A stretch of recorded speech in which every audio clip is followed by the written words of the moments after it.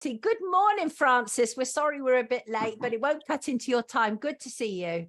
Good to see you. Thanks, Sonia. Hi, Sean. Hi, mate. How are you? I'm all right. Very well, thanks. Yeah. The last time we saw Francis, he was holding up a board behind Tom Harwood with Abby Roberts, actually. And in fact, I saw Francis yesterday in a video. And Francis was in Wimbledon. Francis is an activist. He's out there. He covers a lot to do with this dystopian existence that we are living, from central bank digital currency to the COVID madness, you name it. So tell us about the yellow boards, Francis. What's that all about? Well, that's not really my invention, but I've moved to London since the lockdowns and got involved with a group who are so unassuming and like without ego that they don't want any credit or they don't want any limelight. And so there's all these hardworking people but I seem to be the one who speaks to the camera or speaks to people, and that seems to be my role in the group. But they've been going since I think about mid-2021, and it's just a way of bypassing, because of so much censorship in the media and in the social media.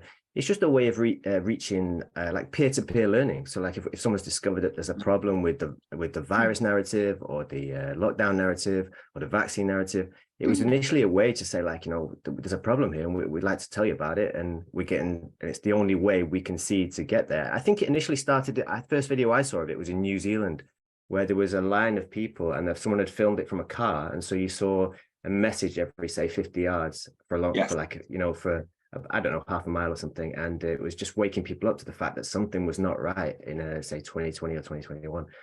So I've sort of joined it as a newcomer to London, but they've been going a good while, and it's all around the country, and it's sort of related to a thing called Rebels and Roundabouts, which a couple of guys called Steve run in the Stockport. Big up, Steve. Yes, Francis. Yeah. So Steve and his wife, brilliant. Yeah, good guys. But so they're out every Friday evening in Stockport, and it's not just there. Obviously, it's around the country, but it's just a way that local groups can get together with like-minded people and do something that affects change. Because otherwise we're kind of stuck, and we're corralled into algorithms and we're echo chambers, or we're trying to fight to get heard on a mainstream media that doesn't want our voice. I think it's a very effective way to get a message across, because there was no denying what you were saying on that GB news camera, no denying whatsoever. And obviously that was when Abby Roberts was arrested. Abby was with us the other week. What were your thoughts when she was arrested? See, I don't know. Because I was active at the time. Like, I was thinking, what can I do here? Because I was thinking, first of all, she had we'd gone there a week before to the COVID inquiry and gone up behind the cameras and tried to walk down the driveway. The police had come out straight away and got rid of us and moved us on and made us stand on the road. So Abby hadn't been there that day, so she didn't know any of that. So she just marched in behind the cameras, waved her board behind the GB News camera, and also I'd also think she had. I don't want to speak for her, but she had that sort of sense that she was representing people that she knows and people who've lost people, and she wanted to make her voice heard in a way that we've some of our people have maybe been arrested in the lockdowns, or they've got kids and they're maybe a little bit shyer of getting into a confrontational position. And so Abby's got that confrontational element in her where she wants to speak truth to power. So she got up there and just said, like, what's going on here? And she was shouting at the journalists and saying that, do your jobs, maybe with another word in there. And banning Abby from GB News. She'll find a way on if you ban her. And also she knows them. She's worked with some of these guys. She knows, like, she would have known the GB News guy. And so then the police came over to her. She goes, here they come. They're going to tell me I'm not allowed to stop swearing. He said, yes, that's what I'm going to do. I'm going to tell you can't swear. And so she just looked at me and said the F word twice. To me, not to anyone. It was like to the air. It was just like, this is ridiculous. And I think that also he escalated the situation. He said, if you swear again, I'm going to arrest you. He wasn't like, come on, I know you've got a point, but as long as you don't, he wasn't like gentle. Right. As long as you don't swear, it's all going to be fine. But that's all I've got to ask. It's just a public thing. You're in public. He was like, challenged her, swear again. Yeah, like a face-off. Yeah. Oh, bad idea. It's a red rag. It was a red rag to a ball. So that's what happened. And so she didn't say it to him. She didn't swear aggressively at anybody. She just said to me, she looked at me, and I could see the policeman coming, so I'd whipped out my phone to film it, and well done. and so I got that little exchange and everything. But so I wasn't really thinking about anything, but I couldn't really believe that he escalated so quick. I think is what I was thinking. I was thinking, surely. And afterwards, I was remonstrating with him. I was saying, "Come on, you need to de-escalate this. You just take her around the corner because and de-arrest her. It's just like you've made your point." And he wasn't having any of it. There was no like common sense policing. It wasn't a good look for him or for the whole situation, really. Yeah, I can't think of the 4 stages, but there's like 4 things that a police officer should do before they. Yeah, that's what surprised me. He didn't do anything. Yeah, right, exactly. To de-escalate the situation. Yeah, that just sounds like a total over the top response to it, frankly. And we all know what happened after that. B in the comments is getting ASMR vibes from your lovely voice, Francis, I should say. And behave yourself, B. And so, Francis, what you were in Wimbledon yesterday, and I think your boards were about central bank digital currency, weren't they? Yeah, we do various different topics because obviously there's a link between them all. But if you're new to them, and we're introducing people to maybe have never heard of them before, haven't been thinking this way, there's obviously a thread running through everything. But we tend to focus on one topic per day, right? So if we're going out to do, like in Wimbledon, it was cash and CBDCs, the central banking digital currency. So we were just talking about making people aware of the potential dangers of having someone else with digital control over where and when and how you spend your money, which we didn't think was so. And so we, you get mixed responses always, but we gave a load of flyers out, and there's people reading.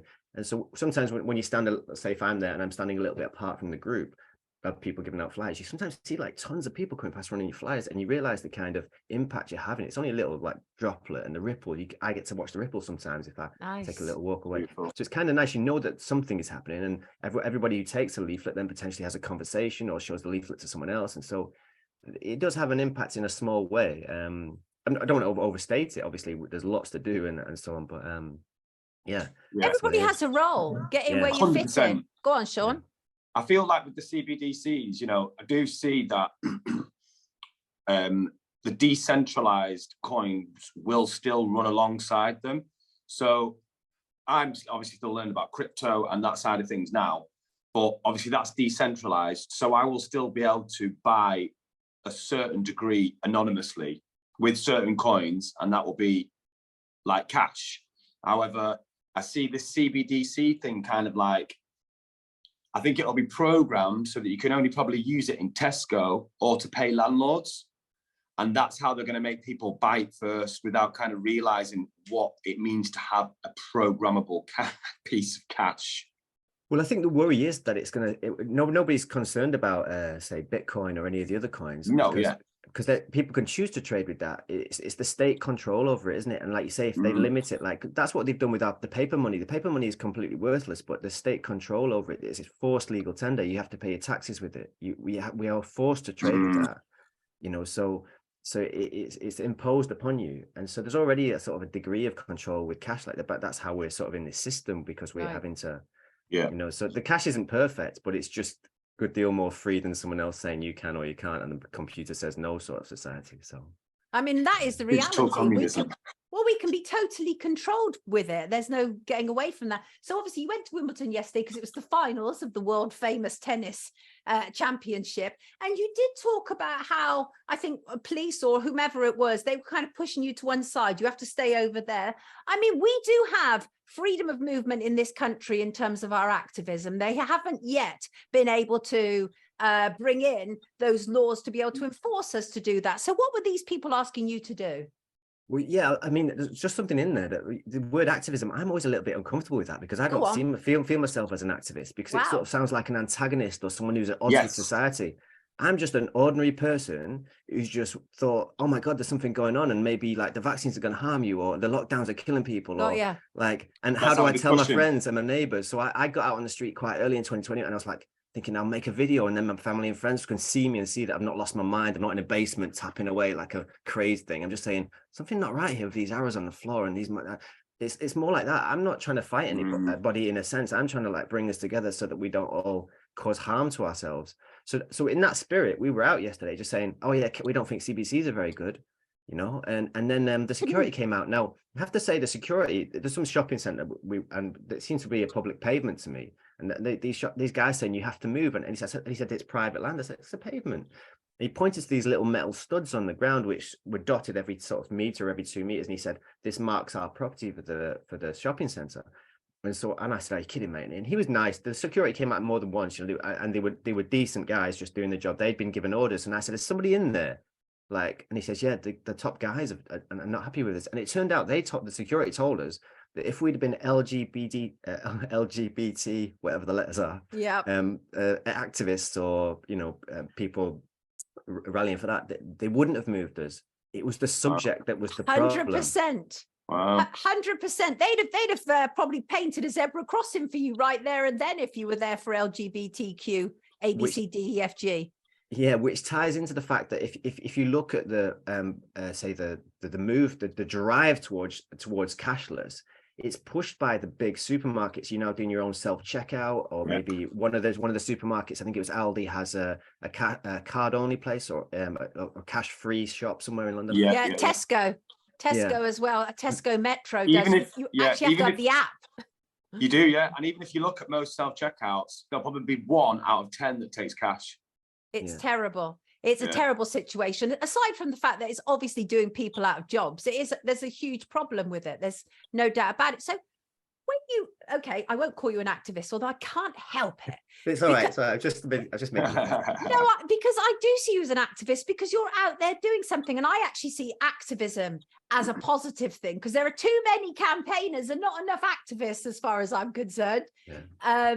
But nonetheless, I mean, the thing is I think you do it from you're covering all different areas, because what we do have is a lot of people who go on about the establishment, how awful it is and how it's, it's draconian and totalitarian, but they support like the royal family, for example.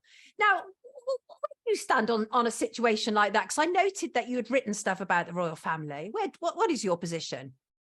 Well, I think that you have to look at, say, if we think there's a flaw in society which to me, and I think it's obvious to a lot of your viewers, has pervaded society all the way through. We see that like the media is corrupt, and maybe even the health service to some extent. There's different levels of witting and unwitting, but we can certainly see there was a massive social problem, whether it's in the academia, whether it's in media, whether it's in government.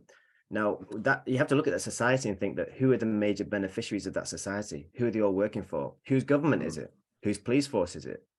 And then that takes you to the royal family. And then if you look at the royal family, you get to like King Charles now. But when he was Prince Charles in 2020, when this happened, what did he do? He launched the WEF's Great Reset. Build back better.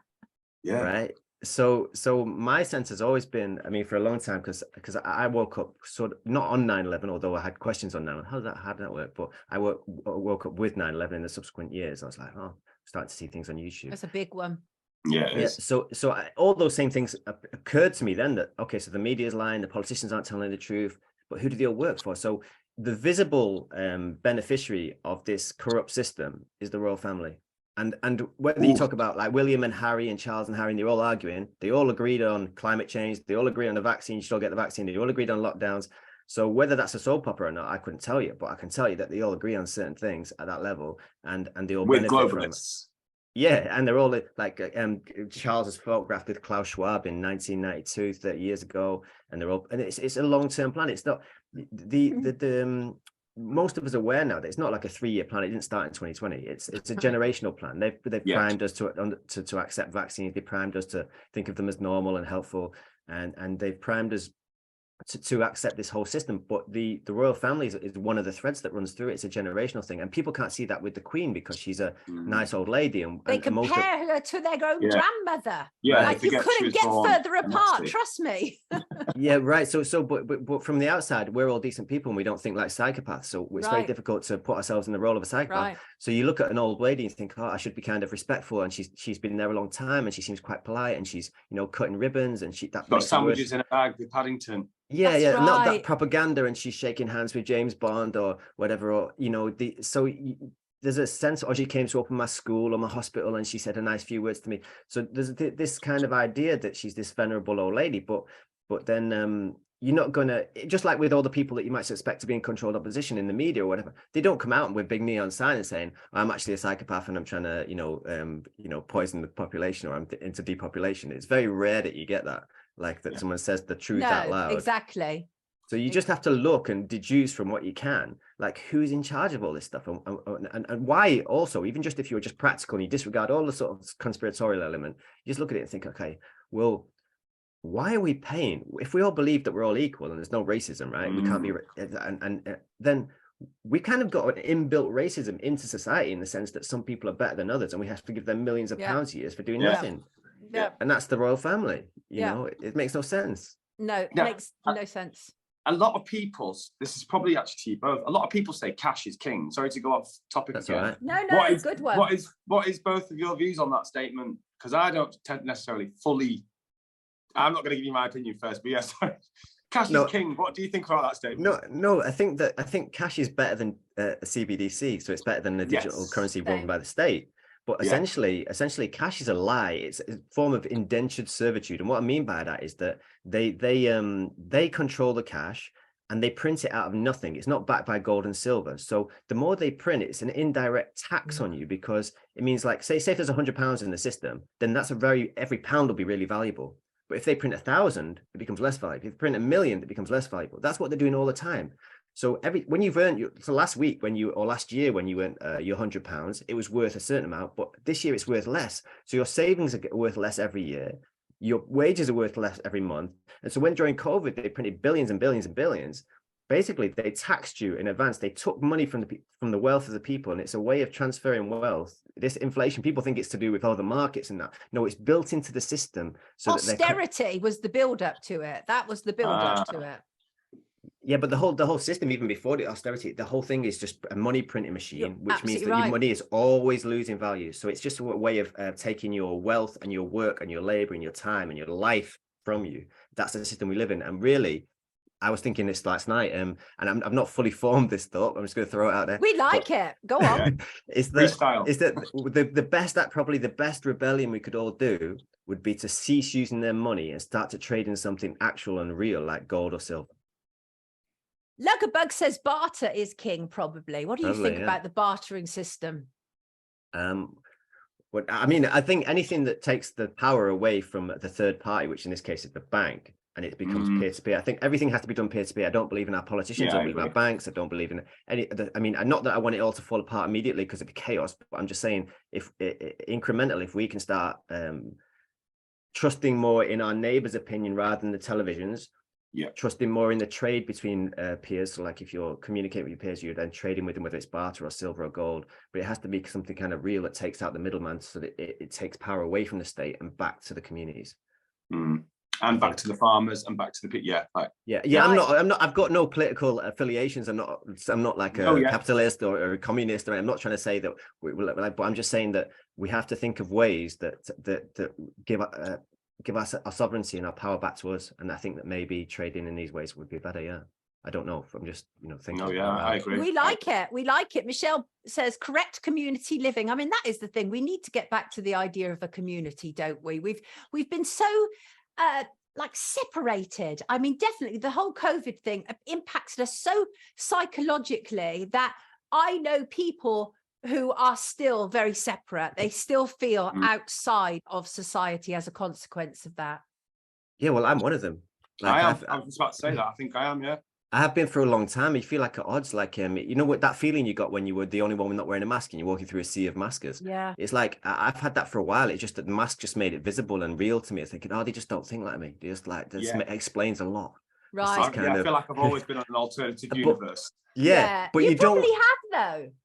But you don't want to have that. You don't want to create that divide. You've got to always second guess and think, okay, yeah, they're actually all good, compassionate people who are trying their best not to kill granny or get through life without too much hardship. Yeah. So you've got to revert back to that and think, okay, so what are our common ground? But I think they've put these fracture lines in us, whether it's Brexit or lockdown or right and left, they had Trump, or whether it's feminism or all these things that they put into Black Lives Matter. They're trying to split us on every line about sex and race. And so we've always got to think about what brings us together. It's all kind of a bit trite and a bit kind of rainbows, but it's actually the truth, isn't it? We've got to remember how we get through this and how we have compassion for one another so that we can sort it out, because their goal is to divide us so that we're easier to handle. Yeah. Absolutely, and more compliant. Marvelous Miss V says, I read that if we all stopped shopping for 3 days, it would all collapse. It would have a sizable impact. Yeah. No doubt about it. Whether it collapse, I don't know. But what are your thoughts about that? I mean, the problem is we're such a consumer society, aren't we? We're constantly feeding the beast.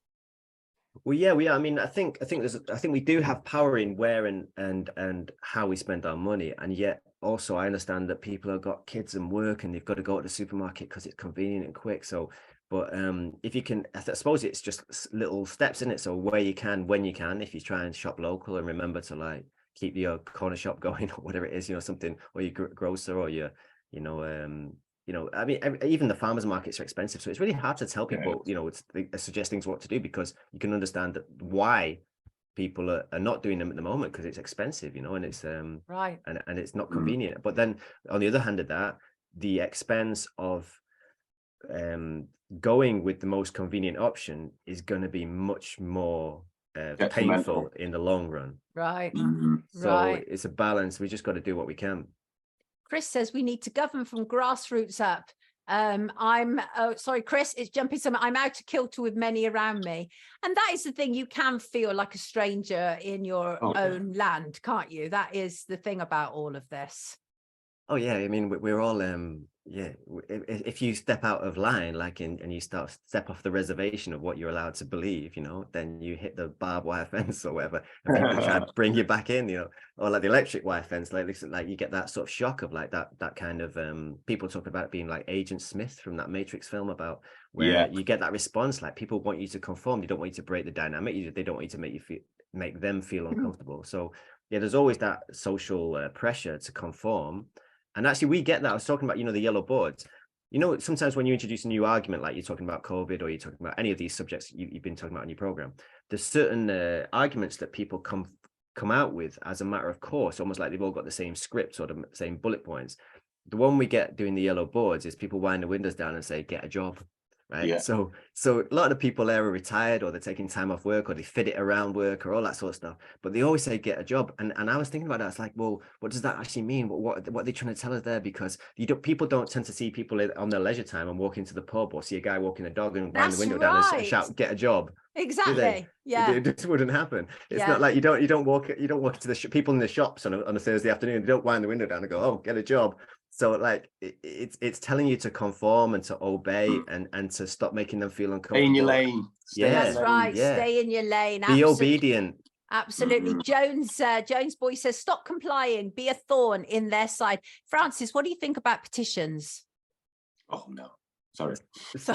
See, I don't want to take anybody's hope from them, but yeah, I've just told you, I've got no faith in these people. Like Abby has a thing where she says like, I heard her say just the other day, she was like, oh yeah, so if someone like, she talks about Stalin or someone like that is committing, mass murder or whatever. That's Dear right. Mr. Stalin, please would you stop committing mass murder? Like, I don't believe we've got 10,000 people that have all signed it though.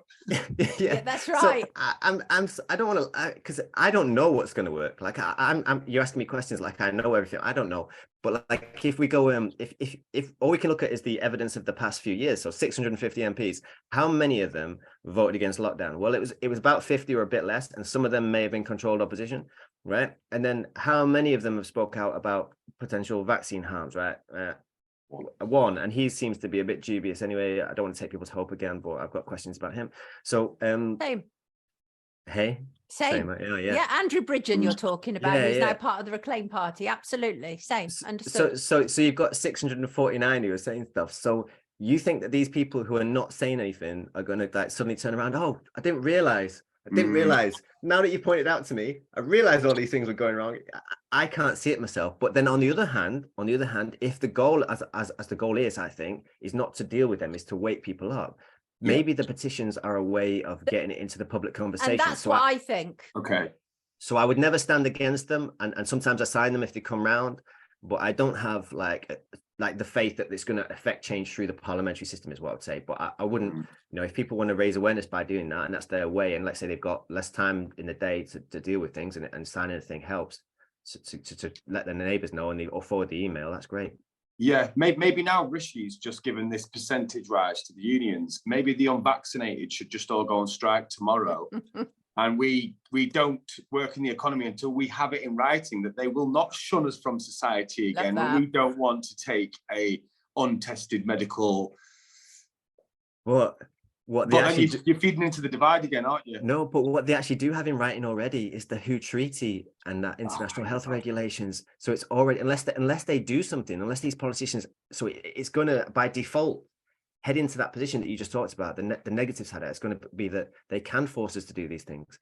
Unless the politicians actively do something, that will come to be our law, that the WHO can designate a pandemic. But aren't there already things in place though? Because David Nolan from Stop Common Past talks about this quite a lot, and he came on Rise last week to talk about it. And what he's saying is that none of that can override our individual sovereignty. Well, yeah, I mean, but he's right, but also nothing can override your individual sovereignty ever yet. We still had the past 3 years, so like there's a balance. I think it understood. It depends on what people believe. So if you've got lots of order followers who are prepared to arrest you for swearing, then you're in a difficult position. It's about mass awareness, which is where we come back to why we do the yellow boards, is because unless the people understand, and loads of them are not complying, which to some degree, I'm not sure quite what the balance is at the moment. It seems to be happening with the ULEZ. People are taking the cameras down. There was a report about 250 million in unpaid fines. You're thinking, are people just doing the non-compliance? Is it happening? Is it starting through the ULEZ? I don't know. But there's optimism there. But it's just, we require our peers to support us when we say, I'm a sovereign being. You're like, you're not doing that to me. I'm not taking part in this nonsense. Yeah, I absolutely hear you. Francis, thank you so much for joining us this morning. It's been an absolute pleasure to have you on Rise with us. It's absolute pleasure, everybody. This is Francis O'Neill, who is not an activist, but just a really decent person out there fighting for your rights. So take good care of yourself. Thank you for being with us this morning, Francis O'Neill, everybody. Thank you both. Lovely to see you. Mate. Lovely to see you. Have a great week.